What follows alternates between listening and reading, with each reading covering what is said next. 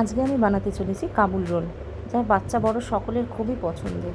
তো কী করতে হবে, প্রথমে একটা কড়াইতে সাদা তেল দিয়ে তেল গরম হয়ে আসলে তার মধ্যে পেঁয়াজ কুচি, আদা কুচি, রসুন কুচি দিয়ে ভেজে নিতে হবে।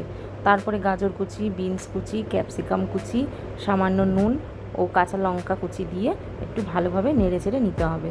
যখন দেখবে একটু সেদ্ধ হয়ে আসছে, তার মধ্যে চিকেন কিমা দিয়ে ও আলু সেদ্ধ করে রাখা স্ম্যাশ করে দিয়ে দিতে হবে। দিয়ে একটু ভালো করে নেড়ে চেড়ে তার মধ্যে চিনি ও সামান্য গরম মশলার গুঁড়ো দিয়ে ভালোভাবে নেড়ে চেড়ে নামিয়ে নিতে হবে।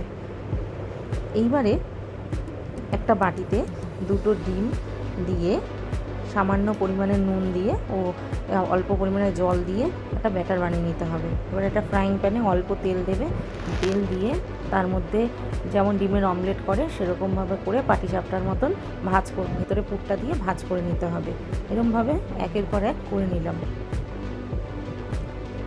এবার একটা বাটিতে 2 চামচ ময়দা, 2 চামচ কর্নফ্লাওয়ার ও নুন ও সামান্য পরিমাণে জল দিয়ে একটা থিক ব্যাটার বানিয়ে নিতে হবে।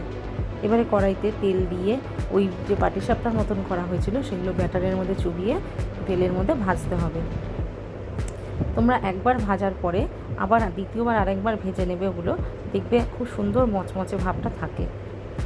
তোমরা একবার অবশ্যই ট্রাই করে দেখো, দারুণ খেতে লাগে।